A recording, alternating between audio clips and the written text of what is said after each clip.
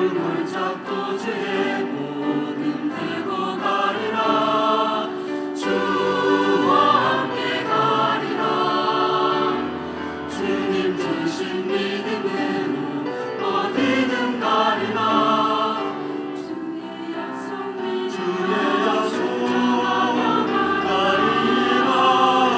주와 함께 가리라.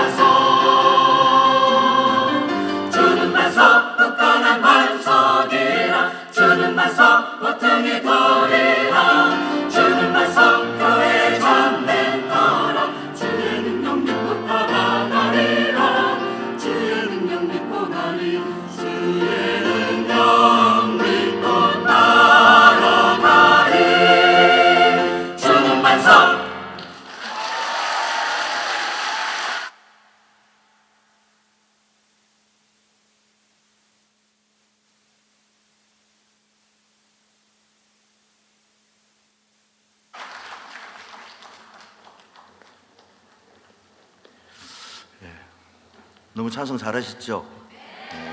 주는 반석, 또 주와 함께 하리라 가리라, 우리의 마음을 주님을 향하여 모아준 귀한 찬송이었습니다. 우리 귀한 찬송을 불러주신 동서울교회에 다시 한번 큰 박수로 부탁드립니다.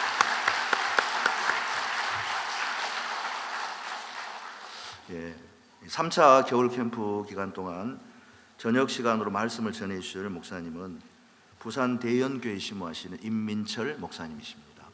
그러면 목사님 나오셔서 말씀 전해 주시겠습니다.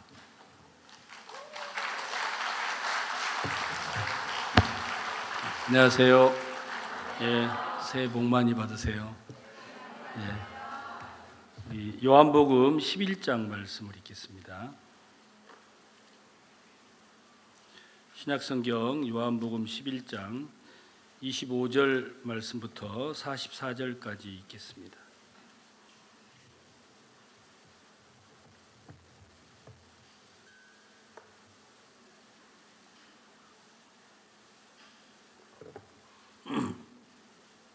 예수께서 가라사대 나는 부활이요 생명이니 나를 믿는 자는 죽어도 살겠고 무릇 살아서 나를 믿는 자는 영원히 죽지 아니하리니 이것을 내가 믿느냐. 가로되 주여 그러하외다. 주는 그리스도시요 세상에 오시는 하나님의 아들이신 줄 내가 믿나이다.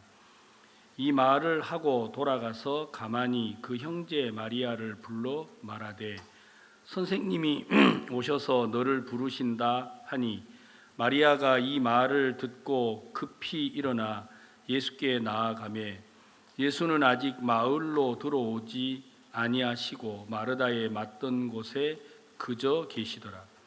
마리아와 함께 집에 있어 위로하던 유대인들은 그의 급히 일어나 나가는 것을 보고 곡하러 무덤에 가는 줄로 생각하고 따라가더니 마리아가 예수 계신 곳에 와서 보이고 그 발 앞에 엎드리어 가로되 주께서 여기 계셨다면 내 오라비가 죽지 아니하였겠나이다 하더라.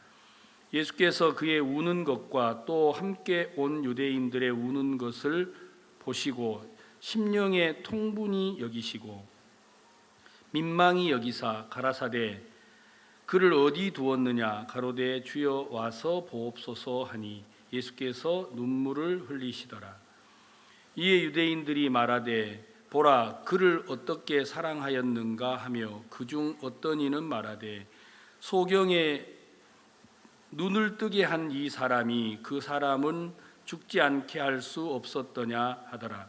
이에 예수께서 다시 속으로 통분히 여기시며 무덤에 가시니 무덤이 굴이라 돌로 막았거늘 예수께서 가라사대 돌을 옮겨 놓으라 하시니 그 죽은 자의 누이 마르다가 가로되 주여 죽은 지가 나흘이 되었음에 벌써 냄새가 나나이다.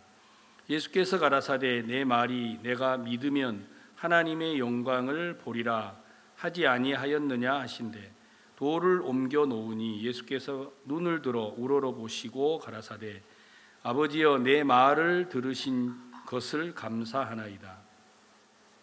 항상 내 말을 들으시는 줄을 내가 알았나이다. 그러나 이 말씀하옵는 것은 둘러선 무리를 위함이니 곧 아버지께서 나를 보내신 것을 저희로 믿게 하려 함이니이다. 이 말씀을 하시고 큰 소리로 나사로야 나오라 부르시니 죽은 자가 수족을 배로 동인 채로 나오는데 그 얼굴은 수건에 쌓였더라. 예수께서 가라사대 풀어놓아 다니게 하라 하시니라. 44절까지 읽도록 하겠습니다.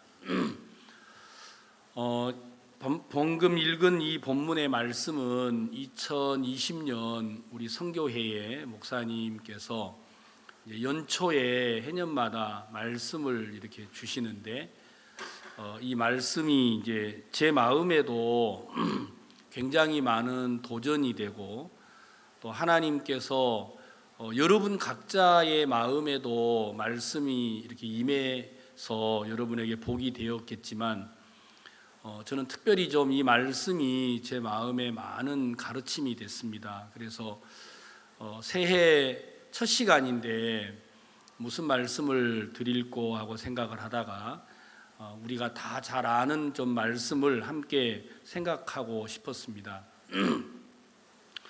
신앙은 우리가 매번 듣는 거지만 말씀을 믿는 거다 하고 우리가 매번 듣고 계시죠.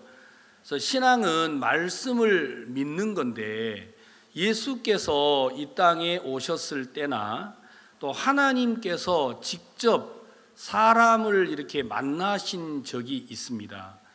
근데 이제 예수님이 이 땅에 오셨을 때 예수님이 오시기 전에 이제 천사 가브리엘이 마리아라는 여자를 찾아왔습니다. 그리고 이제 여자에게 가브리엘이 뭐라고 말을 했느냐면 네가 수태하여서 아이를 낳을 것이다. 누가복음 1장에 나오는 말씀입니다. 여러분, 처녀가 아이를 낳을 수 있습니까? 없습니까? 예? 없어요? 예. 없으면 제가 말을 안 하지요. 성경에 처녀가 아이를 낳았잖아요. 그러니까 이제 마리아는 처녀인데 천사 가브리엘이 나타나서 자기에게 말을 했어요. 마리아, 너는 아이를 가지게 될 거야. 그러니까 마리아가 천사에게 뭐라고 말을 했습니까? 나는 사내를 알지 못합니다. 내가 어떻게 아이를 낳을 수가 있습니까? 그러니까 우리 마음에 말씀을 믿는 게 신앙인 건 사실인데 말씀이 여러분 마음에 들어오려고 하니까 여러분 안에서 말씀을 받아들일 수 없는 게 존재하는 거예요. 어떻게 처녀를 만나서 천사가 하는 말이 너는 아이를 잉태하게 될 것이다. 그러니까 마리아 마음에 무슨 소리입니까? 이게 말이 됩니까?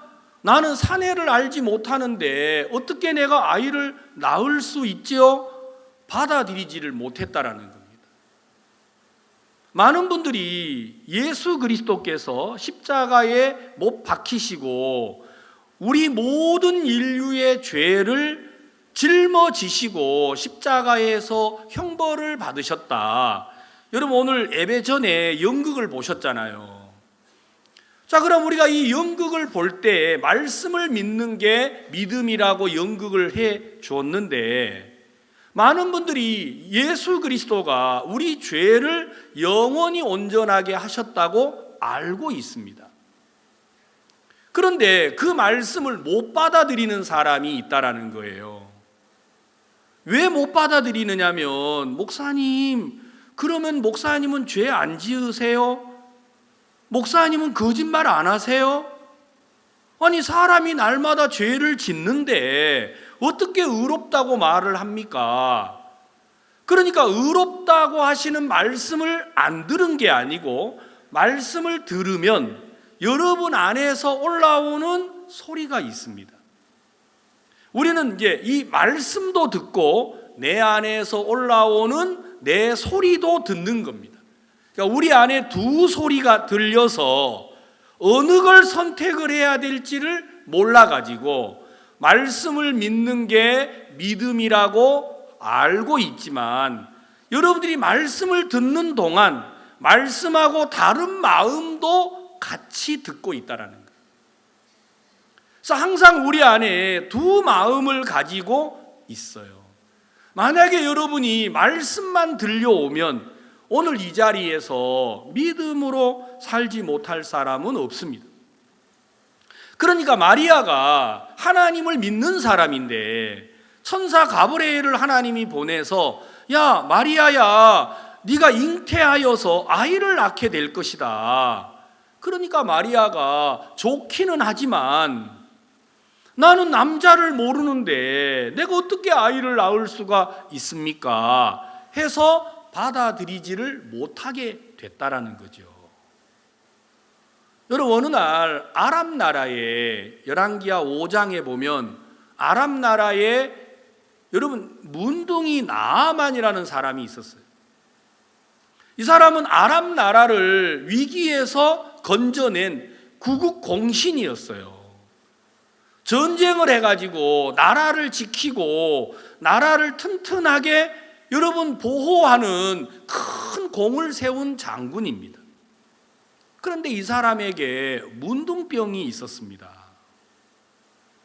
그런데 마침 그 나라에 전쟁을 하러 갔다가 포로 하나를 잡아왔는데 그 포로가 사마리아에 가면 선지자가 있는데 우리나라에 있는 선지자는 문둥병을 고칠 수가 있습니다 하고 이제 자기 주인에게 말을 해줬어요. 그러니까 이제 그 주인이 남편에게 말을 해서 여보, 사마리아라는 나라에 가면 선지자가 있는데 그 선지자는 문둥병을 고친다고 합니다. 그러니까 나아만이 왕에게 찾아가서 왕이여, 제가 문둥병을 고치고 싶은데 사마리아에서 잡아온 계집종이 자기 나라의 선지자가 이 문둥병을 고친다고 했습니다. 그러냐고. 그래서 왕이 편지를 써줬습니다. 사마리아의 왕이여, 당신 나라에 선지자가 있는데 문둥병을 고친다고 하는데 내 종 신하 나아만을 보낼 테니까 문둥병을 고쳐주십시오 해가지고 편지를 써서 나아만이 들고 왔습니다. 여러분, 이스라엘 사마리아 왕이 그 편지를 읽고 놀래가지고 신하들끼리 의논을 했죠. 왜 아람 왕이 우리에게 편지를 보냈겠냐, 이건 필시 나라를 염탐하고 무너뜨리려고 하는 거다. 어떻게 사람이 문둥병을 고쳐, 말도 안 돼. 날 보러 문둥병을 고쳐내라고? 그러면 결국 이걸 빌미로 우리나라하고 전쟁을 다시 하려고 하는 거잖아. 그러니까 이제 사마리아의 그 이스라엘 왕이 이 편지를 듣고 보니까 너무너무 기가 막힌 거예요. 그래서 옷을 찢고 괴로워하고 있는데 선지자가 그 사실을 들었어요. 왕이여, 왜 당신은 옷을 찢고 그렇습니까? 그 사람을 내게로 보내십시오. 그래서 나아만이 이제 엘리사 선지자의 집에 이르렀습니다. 그러니까 선지자가 문을 열고 나와가지고 아람 나라의 왕이시여, 아람 나라의 군대 장군이시여, 여기까지 먼 길을 행차해서 오셨습니까? 어디가 아프십니까? 하고 막 머리에 손을 얹고 아니면 그 아픈데 당처 위에 손을 얹고 기도를 해주기를 은근히 기대하고 왔어요. 근데 문도 안 열어주고 신하가 아람 나라의 군대 장관이 왔습니다 하고 말하니까 뭐라고 했죠? 요단강에 가서 7번 씻으라는 거죠. 나하만이 너무 화가 났어요. 왜냐하면 이스라엘 나라에는 요단강이 있는데 이 요단강은요 어떤 강이냐면 평소에는 물이 별로 없어요. 평소에는 여러분 사시는 동네에 보면요 평소에 도랑에 물이 없다가 홍수가 지거나 여러분 막 이럴 때 물이 이렇게 가득 차서 흘러가는 데 있죠. 이런 데가 바로 요단강이에요. 그러니까 요단강이 물이 있을 때는 어느 때냐면요 아주 더러울 때예요. 그런데 여러분 문둥병에 걸렸으니까 이 병은 깨끗하게 해야 하잖아요. 소독을 하고 감염이 안 되도록 해야 하는 게 문둥병인데 여러분 그 흙탕물에 들어가 버리면 어떻게 돼요? 그냥 나으려고 하는 병도 다시 도져가지고 더 막 바라게 될 텐데 그러니까 나아만이 문둥병을 고치려고 왔다가 다른 강도 아니고 요단강에 들어가서 7번 몸을 씻으라고 하니까 화가 잔뜩 났다 이 말이에요. 차라리 내가 이럴 바에는 우리나라에도 좋은 강이 있어요 없어요? 있잖아요. 내가 강물에 들어가서 씻어가지고 몸을 나을 것 같으면 깨끗한 우리나라의 강물에 가서 씻어야지 이 더러운 시궁창 같은 요단 강물에 들어가서 내가 무엇을 한다라는 말이에요. 그래서 돌아가 버렸어요. 열받아가지고 가고 있는데 신하들이 따라가면서 말을 했잖아요. 왕이시여, 선지자가 당신에게 이보다 더 큰 일을 행하라고 하셔도 해야 하는 거 아닙니까? 문둥이를 낳는데 병 고치는데 이거보다 더 큰일 하라고 해도 할 거 아니겠습니까? 아니 그런데 몸을 씻어 깨끗하게 하라고 하는데 왜 안 하십니까? 야, 진짜 멋있는 신하를 둔 것 같아요. 그래서 신하의 말을 듣고 나아만이 돌아와 가지고 몸을 씻었는데 깨끗하게 됐단 말입니다. 자, 그러니까 여러분 성경은 뭐라고 돼 있느냐면 나아만의 마음 속에 뭐라고 날 보러 요단강에 들어가서 몸을 씻으라고 여러분 선지자의 말을 거역하고 거스리는 마음도 있어요, 없어요? 있어요. 그 마음도 있는데 여러분 돌이켜서 와서 씻으니까 나았어요, 안 나았어요? 나았다라는 거예요. 여러분 성경은요 무엇을 우리에게 전달을 하려고 하느냐면 우리가 말씀을 들었을 때 말씀과 다른 마음이 우리 안에서 올라온다라는 겁니다.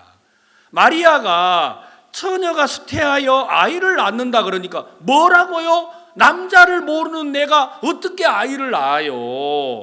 너 요단강에 가서 7번 목욕을 해? 깨끗해, 씻어서 깨끗하게 돼? 무슨 소리라고요? 그럴 것 같으면 우리나라의 강물에 가서 씻지요. 마음에서 올라오는 소리가 있는 것처럼 많은 사람들이 구원을 받는 건 너무 쉽습니다. 왜냐하면 저가 한 제물로 거룩하게 된 자들을 영원히 온전케 하셨느니라 하는 말씀을 그냥 믿으면 뭐라고요? 내가 온전하게 된 겁니까? 그러면 내가 온전하네요. 이러면 구원이 되는데 저가 영원히 온전케 하셨느니라 하는 말씀을 들으면 그러면 죄 안 짓나? 앞으로 짓는 죄는 어떻게 하노? 이런 뜬금없는 생각이 올라와 가지고 우리 안에 두 마음을 덜렁 가지게 돼요. 그때부터 여러분들이 이 두 생각을 가지고 마음에서 저울질을 하고 있으면 신앙이 안 된다 이 말입니다. 신앙은 하나를 믿어야 되는데 우리 안에 말씀도 있고 내 안에서 올라오는 생각도 있고 이 둘을 마음에 함께 두고 있는 사람은 믿음으로 살기를 포기한 사람들이에요. 그러면 절대로 여러분 안에 믿음이 만들어지지가 않습니다. 그런데 여러분 속에 말씀이 들어왔을 때 여러분 말씀을 여러분 마음에 그대로 받아들이면 하나님이 여러분 안에 놀라운 일을 행하시는 거예요. 여러분 열왕기하 7장에 군대 장군이 있는데 선지자가 뭐라고 했어요? 내일 이맘때. 여러분 내일 이맘때가 되면 지금 모든 사마리아 성 사람들이 굶주려 가지고 자식을 삶아 먹고 있는 이런 황당한 기근이 그 나라에 와 있는데 선지자가 하는 말이 내일 이맘때가 되면 이 성의 곡식이 풍성하게 될 거다. 그러니까 장군이 뭐라고 이야기합니까? 하늘에 창을 연들 어찌 이런 일이 있으리요. 지가 하늘 창 열리는 걸 봤나? 보지도 않았으면서 갑자기 속에서 여러분 곡식이 막 진짜 지금까지 아이를 삶아 먹을 만큼 이런 기근이 흉악한 기근이 있던 성에 여러분 곡식이 산처럼 많아지면 좋아요 안 좋아요? 좋잖아요. 좋은데 갑자기 무슨 마음이 들어와요? 어이고 그런 일이 있으려고 하늘에서 창이 연들 이런 일이 있겠나? 아니 이런 그냥 갑자기 그런 마음이 올라온 거예요. 하루는 아침에 박옥수 목사님이 전화를 제게 하셨더라고요. 보통 이제 목사님이 전화하실 때 새벽에 이른 새벽에 자주 전화를 하세요. 4시 반 막 5시 이렇게 전화를 딱 하셔가지고 제가 일어나서 막 응격결에 전화를 딱 받았어요. 여보세요? 예, 저 목사님 접니다. 임 목사님, 예. 요즘에 임 목사님도 기도하면 안진뱅이가 일어납니까? 제가 새벽에 너무 막 뜬금없이 전화를 받았어요. 그래서 순간적으로 제가 지금까지 기도해가지고 안진뱅이가 일어난 적이 없어요. 그런데 요즘에 임민철 목사님도 기도하면 안진뱅이가 일어납니까? 하고 내한테 전화를 딱 하는데 순간적으로 이걸 어떻게 대답을 해야 되나. 그래서 이야기했습니다. 아직 안진뱅이를 못 만났습니다 하고 제가 그렇게 이야기를 했습니다. 그러니까 목사님이 전화를 끊으시더라고요. 그래 이제 갑자기 그런 질문을 제가 이제 자주 받아요. 자주 받는데 여러분, 우리 마음속에 안진뱅이가 예수님이 기도하니까 안진뱅이가 일어났어요. 그렇죠? 눈먼 소경이 눈을 떴어요. 근데 여러분 안에 갑자기 들어지는 마음이 있어요. 내가 기도한다고 낫나? 물론 뭐 안 듣는 사람도 있겠죠. 그러나 여러분, 그런 마음이 들어와야 안 들어와요? 들어오잖아요. 기도한다고 낫나? 아니 안진뱅이가 낫겠나? 아이고 암 환자가 기도한다고 낫나? 아무에게도 말은 안 하지만 여러분만 듣는 말이 있어요, 없어요? 있어요. 저도 듣고 있어요. 우리는 그 소리를 듣고 가슴에다가 딱 담아놔요. 그러니까 말씀도 담아놓고 내 안에서 올라오는 소리도 담아놓는 거예요. 아이고 하늘에 창을 연들 이런 일이 있으려고. 여러분, 군대 장군은 용기를 내가지고 입으로 말을 해버렸어요. 이 사람은요. 여러분들은 그럴 용기도 없잖아요. 혼자 속으로 담아놓고 아유 주여 아버지 뭐 이런 일이 있으려고 기도한다고 되나? 아무에게도 안 하지만 여러분 안에서 올라오는 소리가 있다니까요. 그런데 성경에 그런 사람만 있지 않고 요한복음 4장에 보면 사마리아 여자가 있었어요. 이 여자는 남편을 6이나 둔 여자였어요. 그 여자에게 예수님이 말씀하셨습니다. 이 물을 먹는 자는 다시 목마르려니와 내가 주는 물을 먹는 자는 영원히 목마르지 아니하리라. 그러니까 여러분, 도대체 물이 뭐 두 종류가 있다라는 거예요. 여기 지금 여자가 물길로 온 이 우물물을 먹으면 목이 다시 마르고, 예수님이 주는 물을 먹으면 어떻게 한다고요? 한 번만 먹으면, 저는 여기 오니까 목이 바짝바짝 타요. 목이 타서 물을 갖다 놨는데 이거 먹으면 또 목이 말라요, 안 말라요? 마르지요. 근데 예수님이 주는 물을 먹으면 뭐 한다고요? 여러분, 그런 말씀 들으면 무슨 마음 들어요? 아이고 그런 물이 어딨노 하고 여러분 마음에 이런 마음이 올라올 수 있는데, 아마 몰라요. 여기 계신 분들은 그런 마음은 안 올라오지요. 말이 뭡니까? 사마리아 여자는 뭐라고 했어요? 남편을 6이나 둔 여자는 이 이야기를 들을 때 뭐라고 이야기했어요? 주여, 그런 물이 다 있습니까? 그러면 나도 좀 주십시오. 그리고 나도 목마르지 않도록 해 주십시오.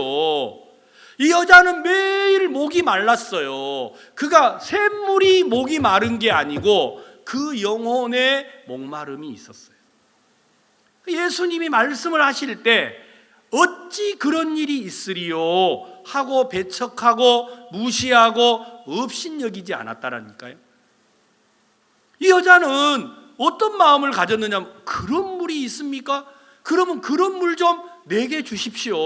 나도 목마르지 않도록 해주세요. 이 마음을 가졌다라는 겁니다. 그러니까 오늘 이 자리에 앉아서 말씀을 듣는데 두 종류의 사람이 있어요. 한 사람은 어찌 그런 일이 있으리요 하고 말할 것이고, 다른 한 사람은 뭐라고요? 그런 일이 있어요? 그러면 나도 좀 주세요. 내가 좀 먹고 나도 목마르지 않도록 해주세요. 이 마음이 든다라는 거예요. 여러분 마음속에 말씀을 들을 때 말씀을 믿는 사람하고 믿지 아니하는 사람이 구별이 되는데, 왜 어떤 사람은 말씀을 믿고 어떤 사람은 말씀을 못 믿느냐? 그건 뭐냐면요, 내가 말씀보다 크면 그 사람은 말씀을 못 듣게 돼요. 그러나 말씀이 나보다 크면 그 사람은 말씀을 듣게 돼요. 신앙은 아주 단순한 겁니다. 말씀을 믿는 게 신앙인데 말씀이 내 생각보다 크면 아무 문제가 없어요. 근데 내 생각이 말씀보다 커지면 그때부터 천하 없어도 신앙이 안 돼요. 여러분, 다윗이라는 사람은 하나님께 복을 받은 사람이에요. 내가 이새의 아들 다윗을 만나니 내 마음에 합한 자라. 하나님이 내 뜻을 다 이루게 한다고 말씀을 하신 거예요. 여러분, 다윗이 하나님과 마음이 하나가 되니까 하나님이 다윗을 통해서 하나님의 뜻을 이루는 일을 하셨다라는 겁니다. 그러면 이 사람은 어떤 마음을 가졌냐? 자, 여기 보세요.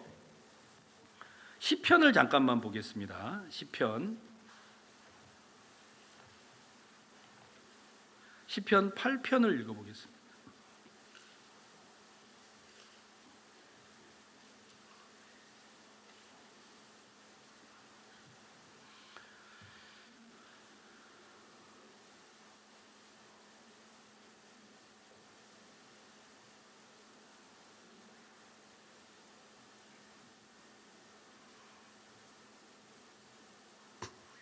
여호와 우리 주여, 주의 이름이 온 땅에 어찌 그리 아름다운지요.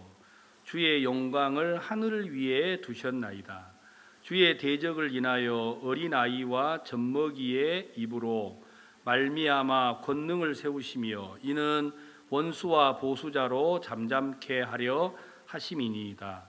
주의 손가락으로 만드신 주의 하늘과 주의 베풀어 두신 달과 별들을 내가 보니 사람이 무엇이간데 주께서 저를 생각하시며 인자가 무엇이간데 주께서 저를 권고하시나이까. 다윗이 이제 뭐라고 말을 했냐면 사람이 무엇이간데 주께서 저를 생각하시며. 여러분, 다윗은 하나님이 자기를 생각하는 게 너무너무 감사했어요.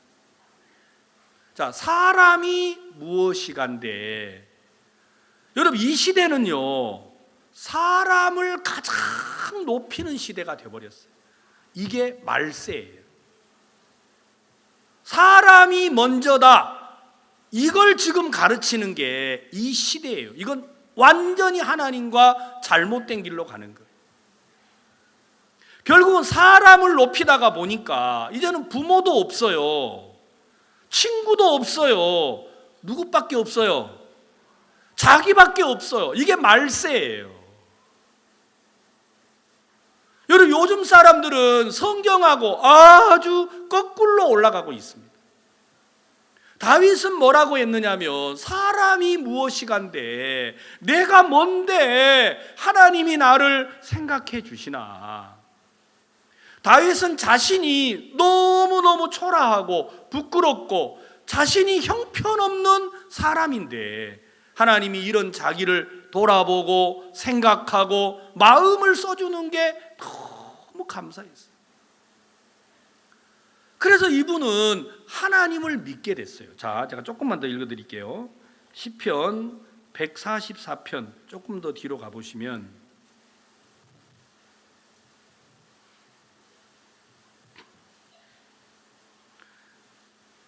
(144편) 나의 반석 여호와를 찬송하리로다. 저가 내 손을 가르쳐 싸우게 하시며 손가락을 가르쳐 치게 하시도다. 여호와는 나의 인자시요 나의 요새시요 나의 산성이시요 나를 건지시는 자시요 나의 방패시요 나의 피난처시요 내 백성을 내게 복종케 하시는 자시로다. 여호와여, 사람이 무엇이간데 주께서 저를 알아주시며 인생이 무엇이간데 저를 생각하시나이까.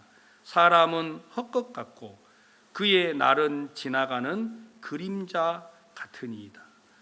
다윗은 자기를 어떻게 생각하고 있는 거예요? 헛된 사람이라고 생각을 하고 있는데 이런 하나님이 자기를 생각하고 자기를 위해주고 자기를 마음을 써주는 거예요. 그러니까 내가 큰 사람은 하나님이 마음에 없어요. 내가 정말 형편없는 사람이라면 그 사람의 마음에는 하나님이 큰 거예요. 그래서 다윗은 말했죠. 여호와는 나의 인자시요 나의 요새시요 나의 산성이시요 나를 건지시는 자시요 나의 방패시요 나의 피난처시요 내 백성을 내게 복종케 하시는 자시로다. 이건 사람의 중심이 아니고 다윗의 마음은 누가 중심이에요? 하나님인 거예요. 자, 조금 하나 더 읽어볼까요? 15절을 다 같이 읽어보겠습니다. 15절 큰 소리로 15절 시작.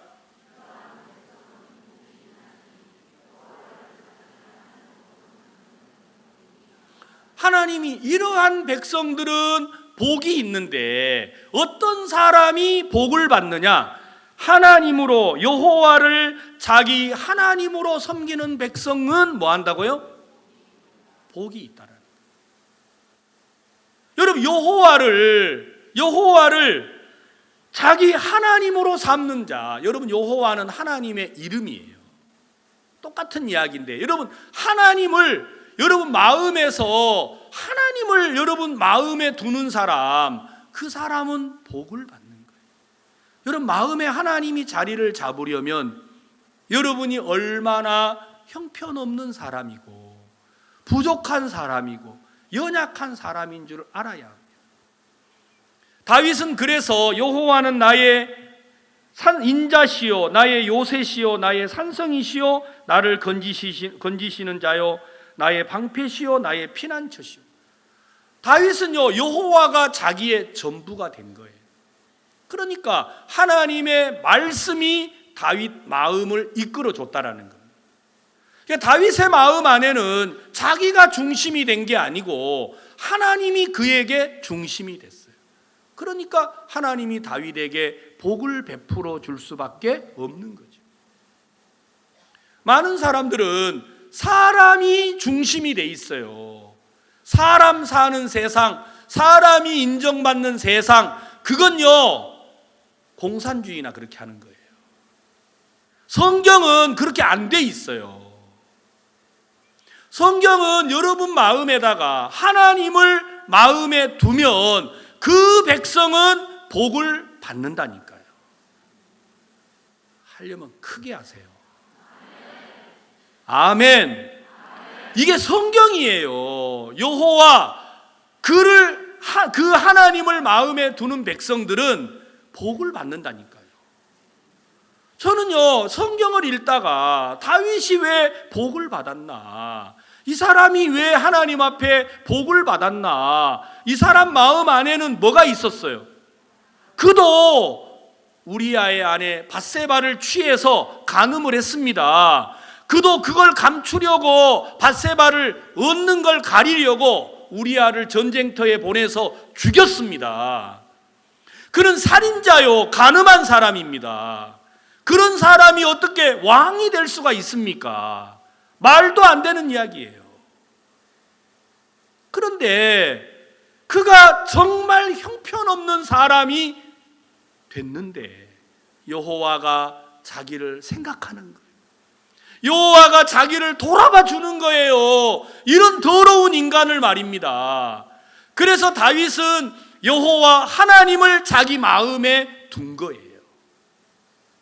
그때부터 하나님이 다윗을 복을 주었다고 성경에 되어 있습니다. 저는요 이 말씀이 너무너무 감사한 거예요. 왜 하나님을 만난 사람들, 그리스도를 만난 사람들, 그들 중에 하나님의 말씀은 들었지만 어찌 이런 일이 있으리요 하고 말씀을 배척한 사람도 있고, 말씀을 들었을 때 그런 물이 있습니까?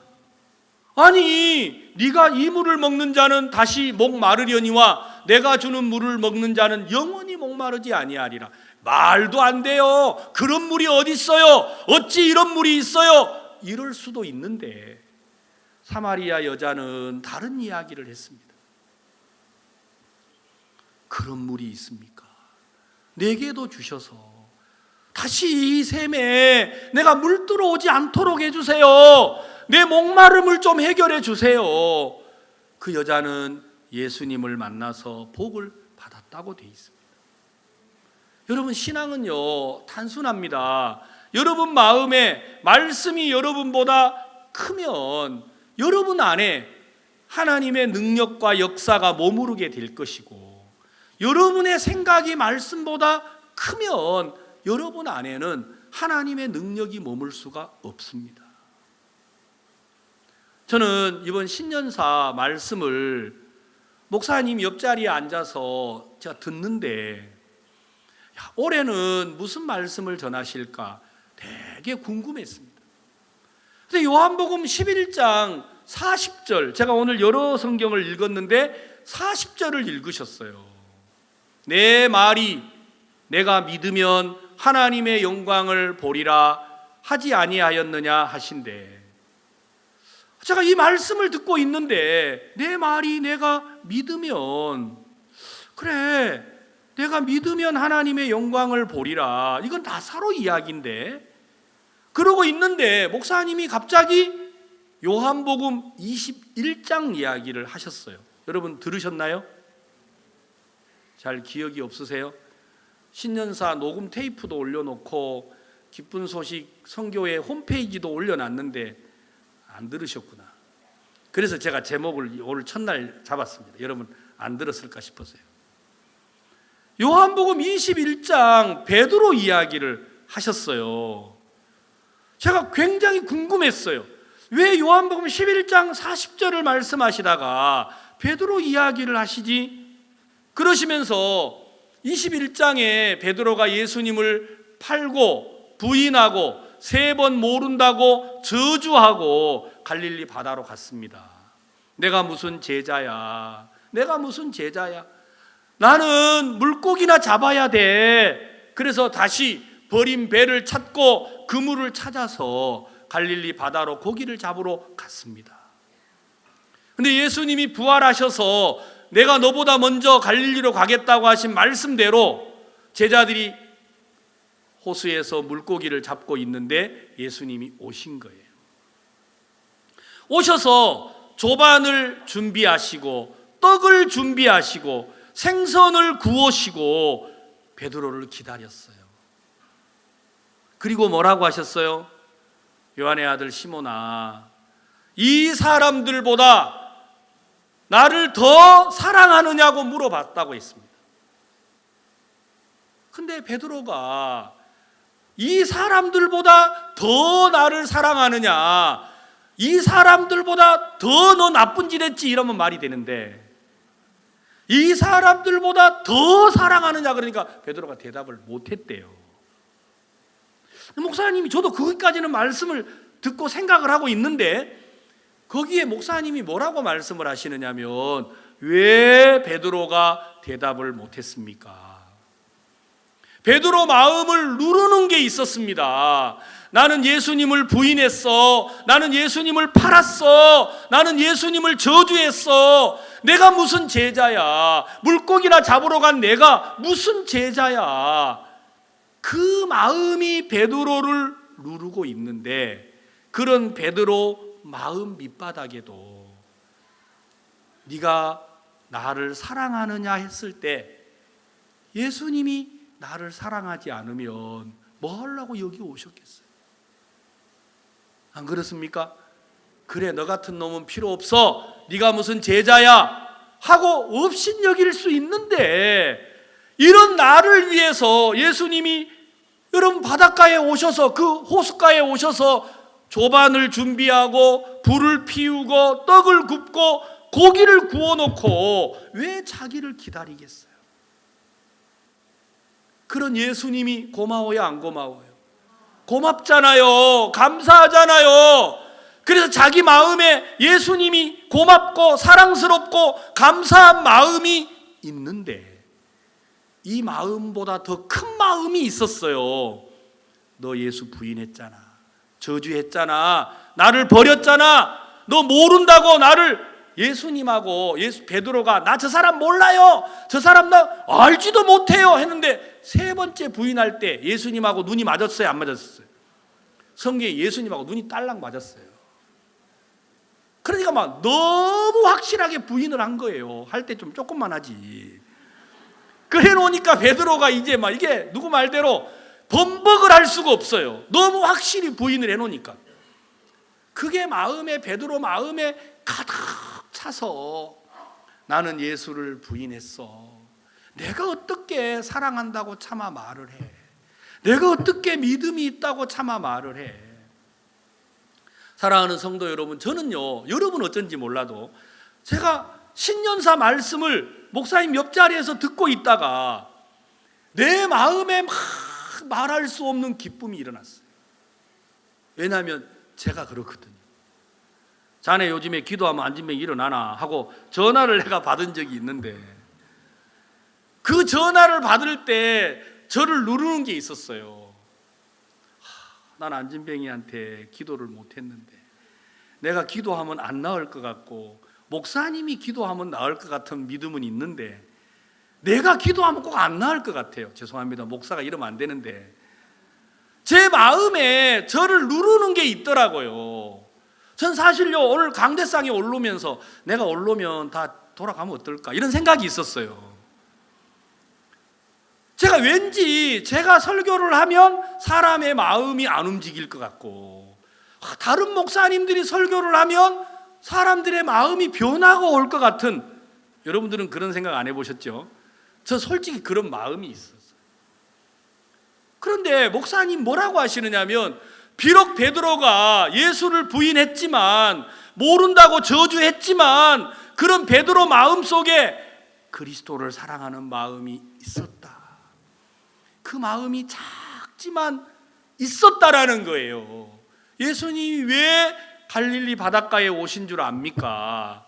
예수님은 그 베드로 마음에 눌려 있는 주를 사랑하는 마음을 일깨우려고 오셨습니다.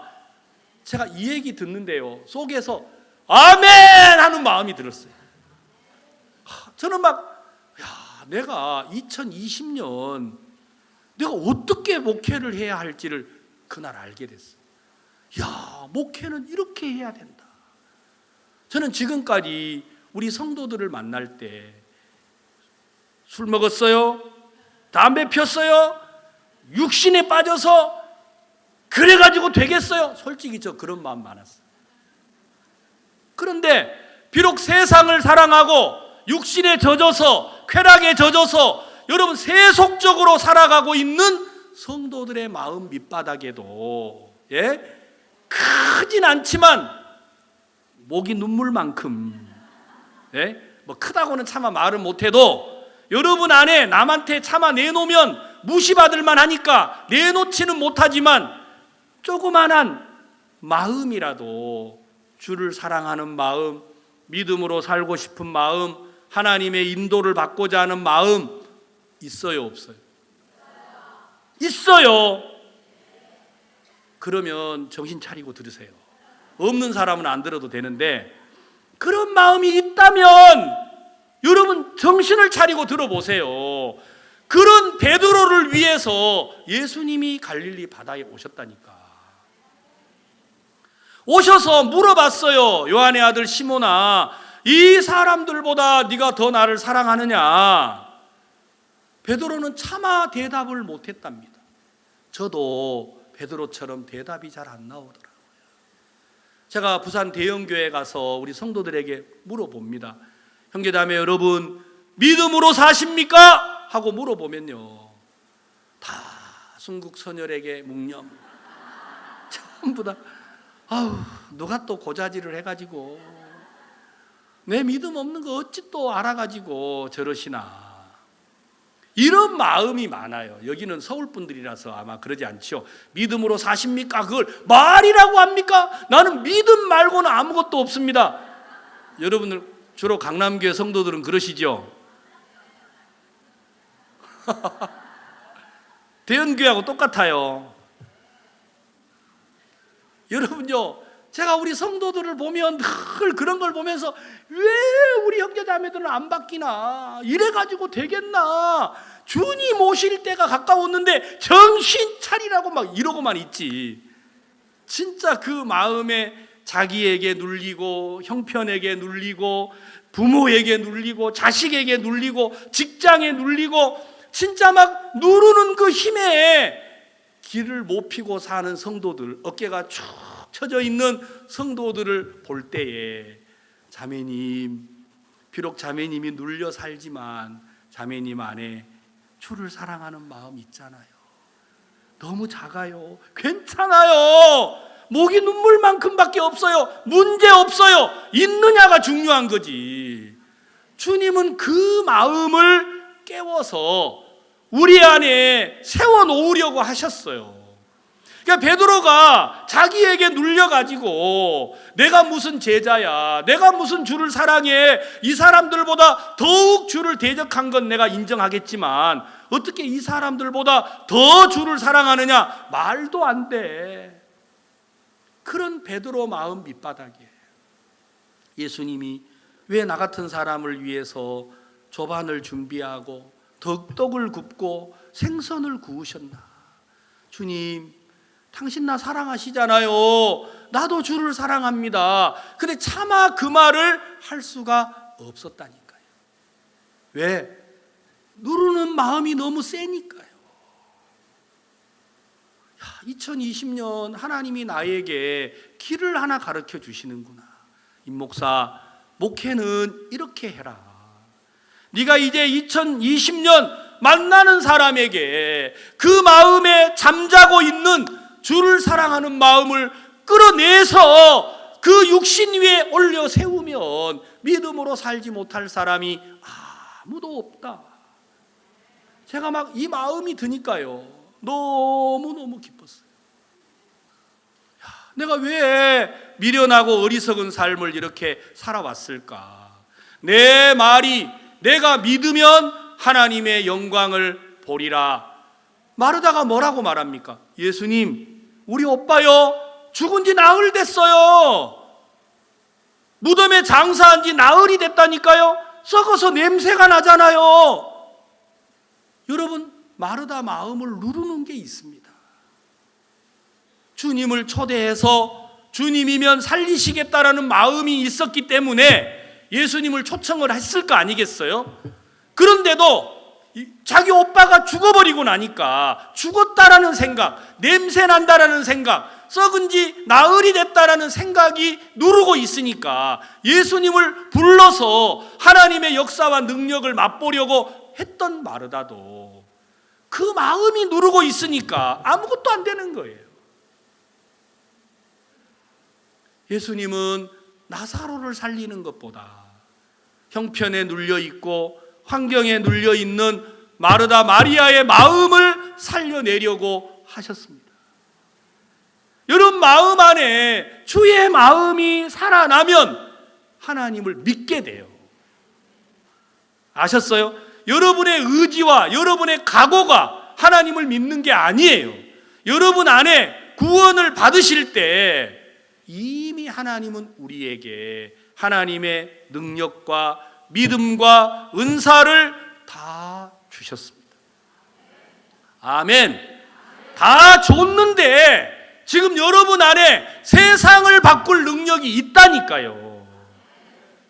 그런데 차마 여러분이 나는 믿음의 사람이라고 말을 못해요. 왜 못하지요? 눌려 있어요. 눌려 있어요. 주일날 우리 자매님 한 분이 나와서 간증을 하셨어요. 이번 대전도 집회 때 구원을 받으신 자매님인데 가족들이 다 구원을 받으셨는데 이분만 구원을 안 받았어요. 그래서 이번 대전도 집회 때 남동생이 누나 구원 받아야 됩니다. 그래서 어떻게 오셔가지고 구원을 받으셨는데 너무 불안해 하시는 거예요. 왜냐하면 남편이 예수 예자도 싫어해요. 그래서 만약에 교회를 갔다고 하면요 바로 이혼인 거예요.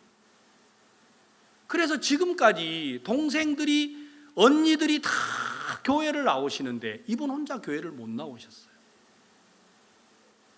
집회를 마치고 이분이 교회를 와서 목사님 저는 구원을 받으니까 더 두렵습니다.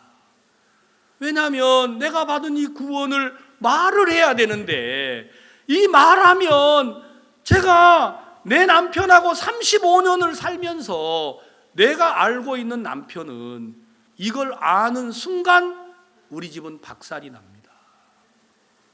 이걸 어떻게 하면 좋습니까? 제가 이야기했어요. 자매님, 구원은 받았습니까? 제가 확실하게 구원을 받았습니다. 그러면 남편에게 오늘 가서 말하십시오 그랬어요. 저 못해요. 왜 못하세요? 이거 말하면요 이혼하고요, 쫓겨나고요, 저 큰일 납니다. 오늘 여기 온 것도 동생 집에 무슨 바쁜 일이 있다고 속이고 왔습니다. 그러니까 남편한테 가서 말을 하세요. 아니 목사님, 구원을 받자마자 날 보러 죽으라고요 가서? 아니 왜 죽을 믿음을 갖고 계세요? 살 믿음을 가지셔야지. 가서 말을 하시라고. 근데 이 자매님이 구원을 받고 지난주에 수양회를 오셨어요. 수양회 3박 4일인데 수양회를 와서 저를 찾아오셨어요. 내가 너무 놀래가지고, 자매님 안 죽었네요? 아니 남편한테 말하면 죽는다면서요. 목사님 제 말 좀 들어보세요. 저는요 죽을 요량하고 남편한테 가서 말을 했습니다. 교회를 간다고 말을 안 하고 수양회를 간다고 말을 했대요. 저는 결혼하고 35년 동안 남편을 떠나서 하루 저녁 잠을 단 데 가서 자본 적이 단 하루도 없대요. 근데 4일 동안 남편을 떠나서서 잠을 자야 되잖아요. 자기는 교회 가는 것보다 이건 더 큰 문제다. 이게 남편이 어떻게 생각할까? 근데 자매님이 남편에게, 여보 내가 구원을 받았는데 구원받은 사람은 수양회를 가야 된다는데 나 동생 따라서 수양회를 좀 가고 싶다. 세상에 뭐 그 밤에 뭔 일이 일어났는지, 내가 그동안 너무 당신을 붙들어 놓은 것 같다. 좀 가서 푹 쉬었다 와라. 그래가지고 수양회를 보내준 거예요. 이 자매님이 수양회 와서요, 이게 뭐 말씀이 들어서 감사한 게 아니고, 수양회에 앉아 있는 게 꼬집어 보고 막 만져보고, 내가 지금 어디에 앉아 있는 거야. 여러분 천국 안 가도 돼. 그게 천국이야 이분한테. 너무 기뻐가지고, 목사님 나는 목사님 말 들으면 죽는 줄 알았습니다. 근데 목사님 말을 듣고 말 한마디 내뱉은 게 교회도 자유롭게 오고 수양회도 자유롭게 오고 남편을 떠나서 내가 잠을 잘 수 있는 이런 복을 받았습니다. 자매님이 너무 기뻐하시더라고요.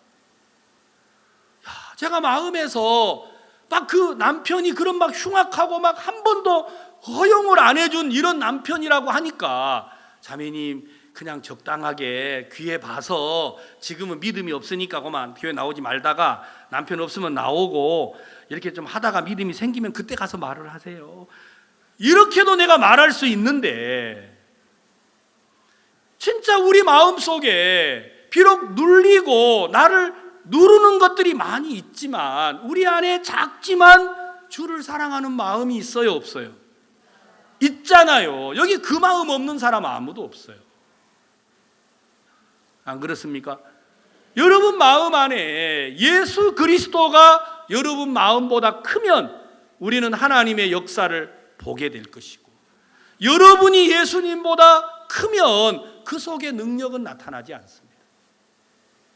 많은 사람들이 하나님을 믿는데 어리석고 미련하게 하나님을 믿습니다. 자, 우리가 야고보서를 잠깐, 에베소서를 잠깐 찾아보겠습니다.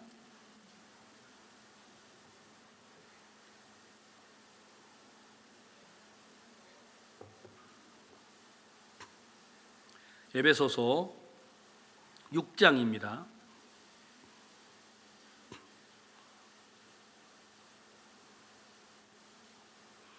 5절 종들아 두려워하고 떨며 성실한 마음으로 육체의 상전에게 순종하기를 그리스도께 하듯 하여 눈가림만 하여 사람을 기쁘게 하는 자처럼 하지 말고 그리스도의 종들처럼 마음으로 하나님의 뜻을 행하여 단 마음으로 섬기기를 주께 하듯 하고 사람들에게 하듯 하지 말라. 이는 각 사람이 무슨 선을 행하든지 종이나 자유하는 자나 주에게 그대로 받을 줄을 알미니라. 상전들아 너희도 저희에게 이와 같이 하고 공갈을 그치라. 이는 저희와 너희의 상전이 하늘에 계시고 그에게는 외모로 사람을 취하는 일이 없는 줄 너희가 알미니라.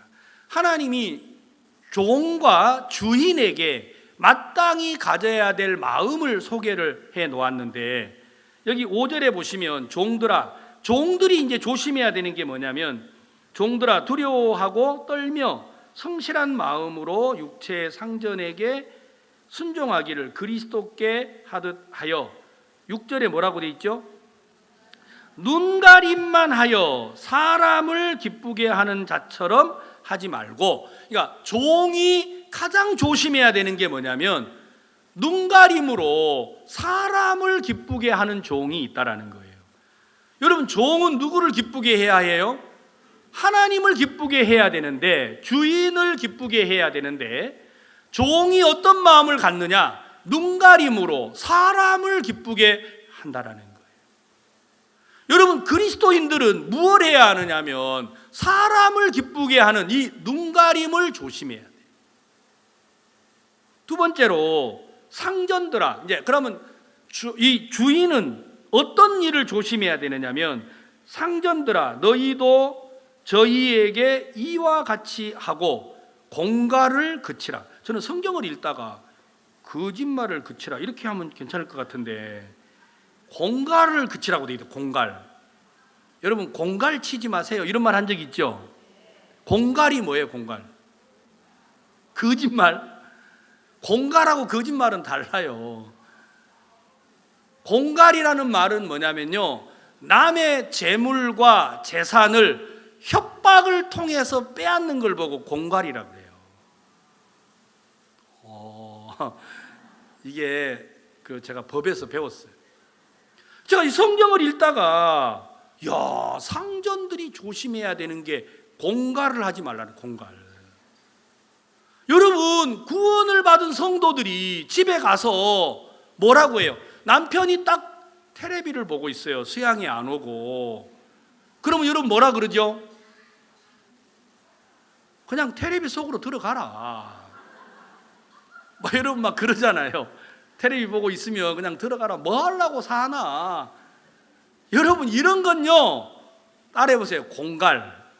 그건 공갈이에요. 공갈. 왜냐하면 그 마음 밑바닥에도 비록 지금 텔레비를 보고 있고 세상에 빠져 있고 정욕에 끌려가고 있지만 그 안에도 그리스도를 사랑하는 마음이 있다니까요. 우리는 그 마음을 깨워야 돼요. 알았어요? 여러분, 우리 아이들이 막 세상 좋아하잖아요. 그럼 우리 엄마들이 가서 뭐라고 그래요? 그게 구원받은 거예요? 구원받은 사람이 그렇게 살아? 네가 무슨 구원받은 걸 다시 빼앗아 가지고. 그러니까 구원을 받았다고 하려면 뭐가 좀 똑발라야지, 이걸 심는 거예요. 그러니까 그 사람이 받은 은혜를 싹 뺏어 가지고 고만 막 어두움으로, 멸망으로, 물론 여기에 그런 사람은 없겠죠, 그쪽으로 몰아붙이는 거예요. 여러분, 우리가 어쩌다가 이렇게 변해갑니까? 하나님이 우리를 구원할 때 은혜로, 그리스도의 피로 값 없이 우리가 구원을 받았는데,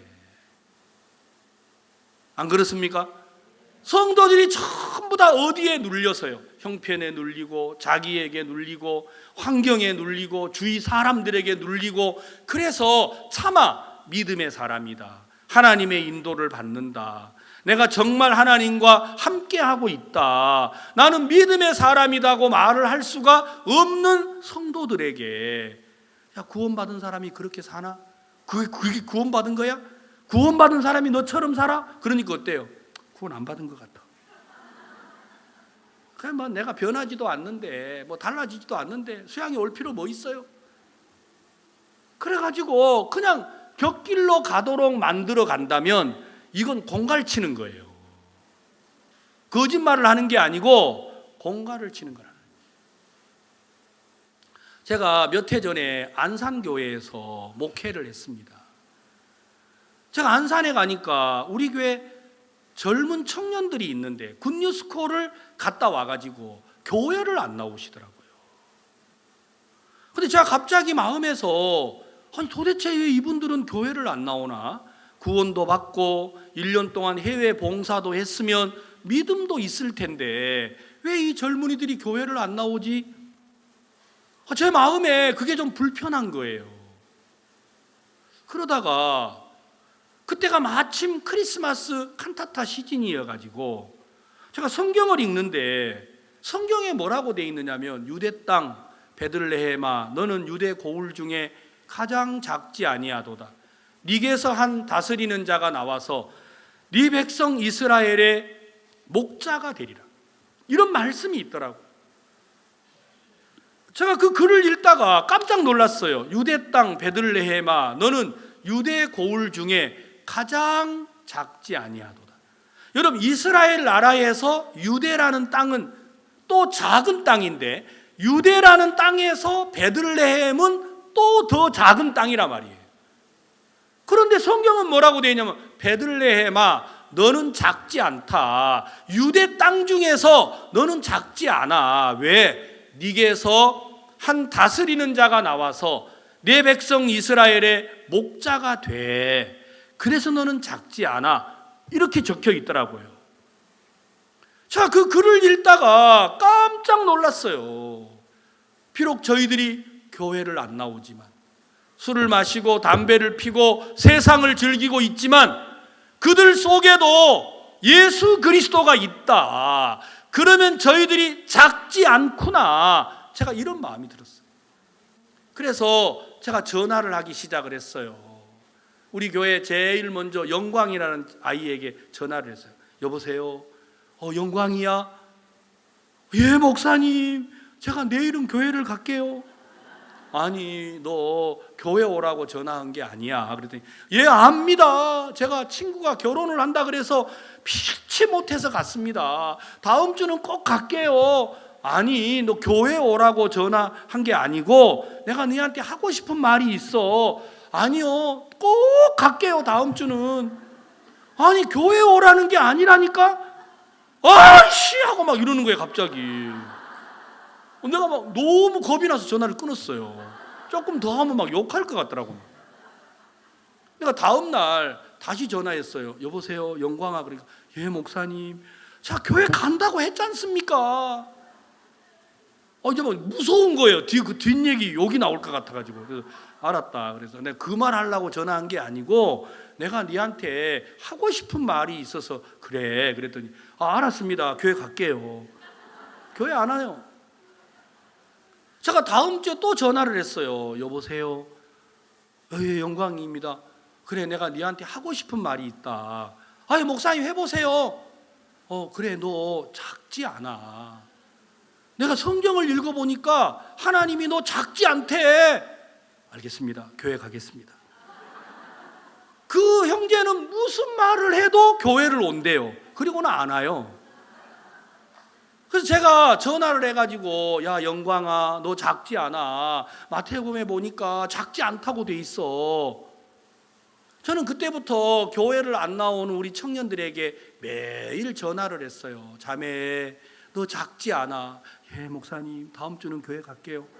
계속 교회 온대요. 그리고 함흥처사예요.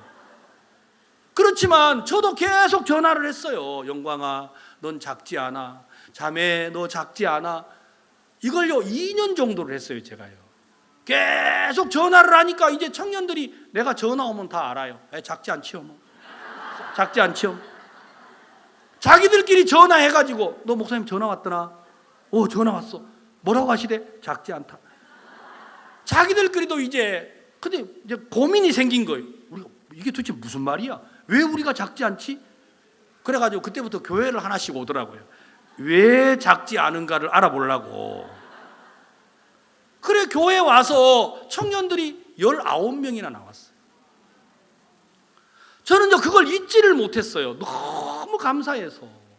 저는 전도를 잘한 것도 없고 기도를 잘한 것도 없고 아무것도 없는데, 그렇구나, 내가 작지 않구나, 내 안에도 예수님이 계시네, 그 마음이 청년들 마음에 꿈틀거리니까, 비록 내가 술에 빠지고 세상에 빠지고 정욕에 빠졌지만, 그래 맞아, 내가 이런 사람이지, 예수님은 나를 작지 않다고 하셨다.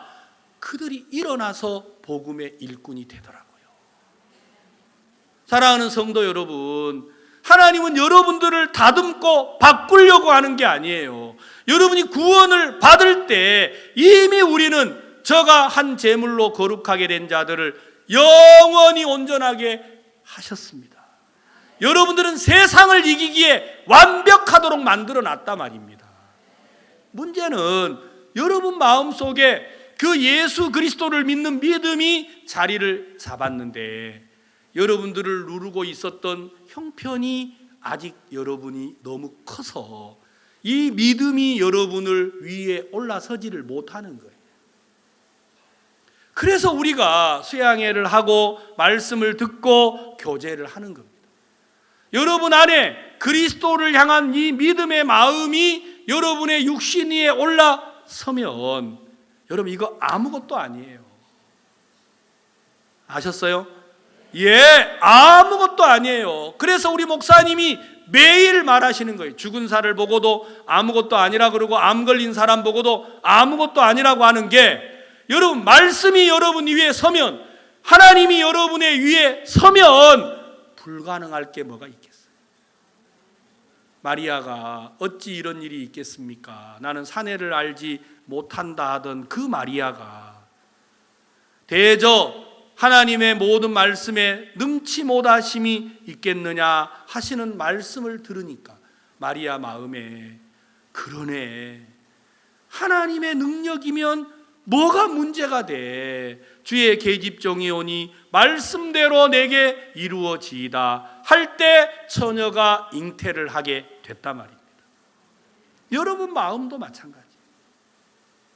사랑하는 성도 여러분, 내 말이 내가 믿으면 하나님의 영광을 보리라. 여러분 언제 여러분들이 말씀을 믿게 됩니까? 여러분들이 노력하고 예를 쓰고 수고를 해야 말씀을 믿는 게 아닙니다. 여러분 안에 이미 하나님은 말씀을 주셨습니다. 그 말씀이 여러분 마음보다 크면 믿음이 자리를 잡는 거예요.